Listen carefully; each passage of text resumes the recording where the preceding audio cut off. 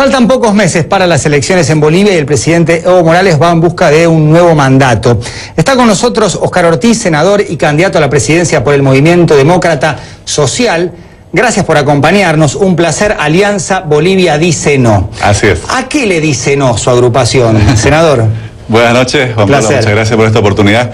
Bolivia dice no es hoy un grito de rebeldía y en favor de la democracia que reivindica el respeto al voto del 21F, por eso yo ando con este pin que dice 21F. 21F. El 21 de febrero de 2016 se realizó un referéndum en Bolivia que convocó al presidente Evo Morales para cambiar la constitución y obtener una nueva reelección. Perdió, ganó el no y no lo está respetando. Y por eso hace 3 años en Bolivia, en las calles, la gente, donde va el presidente, siempre hay algún ciudadano común que le grita Bolivia dijo no. La gente sale a reclamar también que Bolivia dijo no. Y esa es una forma de pedir que se respete nuestra democracia, que se respete nuestro voto, y por eso también nuestra alianza se llama así. Este programa se ve en toda América Latina, también en la comunidad hispana de Estados Unidos. ¿Por qué después de esa derrota en el referéndum Evo Morales puede presentarse como candidato? Hubo 2 o 3 episodios vinculados con la justicia y me gustaría que usted los explique brevemente.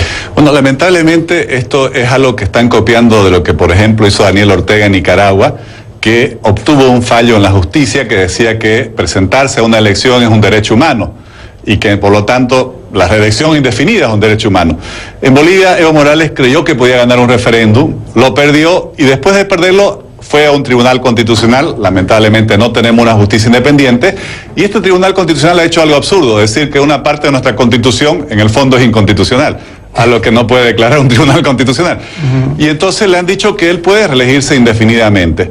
Y esto es algo con lo cual la gente protesta mucho y también es uno de los grandes problemas que tenemos en el país. Yo siempre digo que tenemos en el país hoy 4 problemas fundamentales: la corrupción, el narcotráfico, la inseguridad y la falta de una justicia independiente. Y esa falta de justicia independiente es la que da impunidad a la corrupción y la que da impunidad a los abusos de poder como este, de a pesar de que la Constitución prohíbe la reelección por más de un periodo, él ya quiere ir a una tercera reelección. Senador, ¿no pensó en no presentarse justamente para no convalidar esta, según piensa usted, ilegítima decisión de la justicia boliviana? Es un dilema difícil, Juan Pablo, y como que no hay una respuesta que sea enteramente buena. Claro. Pero nosotros no quisimos repetir lo que ya nuestros hermanos venezolanos creemos cometieron el error en algún momento de no presentarse a las elecciones, dejar el espacio libre, y en ese momento Chávez ganó las elecciones, tuvo toda la Asamblea de Venezuela y consolidó su poder y mire cuánto les está costando. Nosotros venimos en esta resistencia democrática hace 13 años,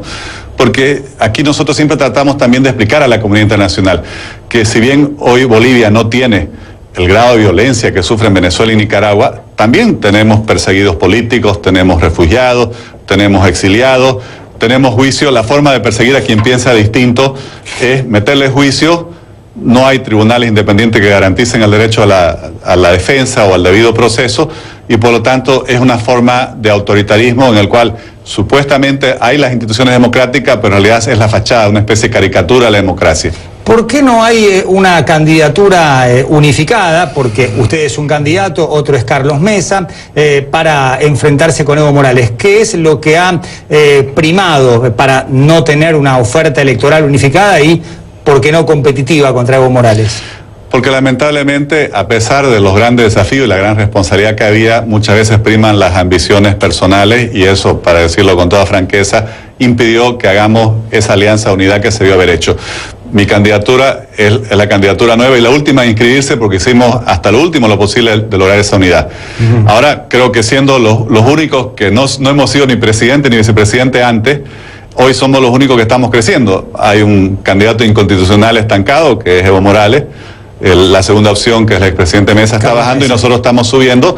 Obviamente estamos recorriendo todo el país porque como no hemos sido presidente antes, somos menos conocidos, pero somos nuevos y vamos a representar ese cambio de verdad, ese cambio que realmente quiere la gente. Por un lado, para que haya una verdadera democracia, pero también, Juan Pablo, yo le voy a decir algo. Cuando Evo Morales subió, mucha gente tuvo esperanza en él.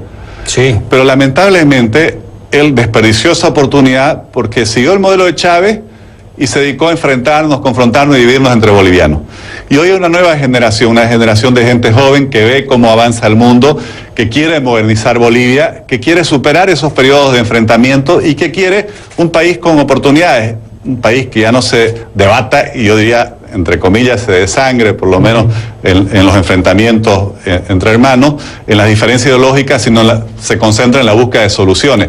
Hay problemas que en nuestros países vecinos ya han resuelto, como la salud, como la educación, como una diversificación económica que genere oportunidades laborales, que lamentablemente nosotros en pleno siglo XXI seguimos sin resolverlo. Senador, he leído sobre indicadores económicos de la Bolivia de Evo Morales y son todos positivos. Hay crecimiento, hay una disminución de la pobreza y son argumentos que el propio Morales va a esgrimir como los fundamentos más importantes de su campaña.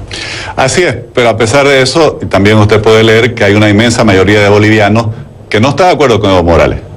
Ahora, no está de acuerdo por su presentación para otro mandato, no está de acuerdo con la política económica, a veces puede estar en desacuerdo de las formas, pero avalar con el voto una gestión de 10 años. Eso le demuestra, Juan Pablo, que la economía no es el único indicador, ¿no? Por el cual una persona decide por dónde tiene que ir el futuro de su país. ¿Usted cree que Bolivia va a votar no con el bolsillo, como decimos aquí en la Argentina? Es que hoy hay otras preocupaciones.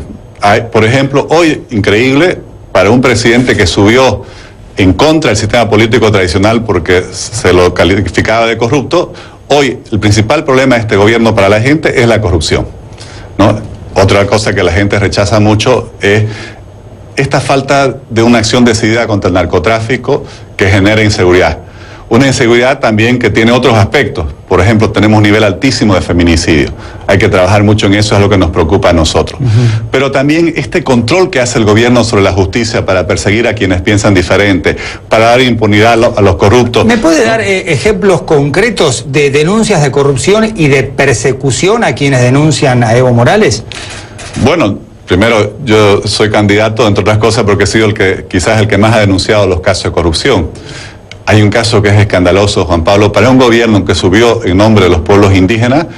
El peor caso de corrupción que ha habido en este gobierno es el robo al fondo indígena. El gobierno transfirió los fondos que eran para el desarrollo de las comunidades indígenas, para que desarrollen proyectos productivos, para que sean autosostenibles, para que no dependan de la ayuda, a las cuentas personales de los dirigentes. ¿Para qué? Para cooptarlos, para comprarlos, para tener su apoyo electoral.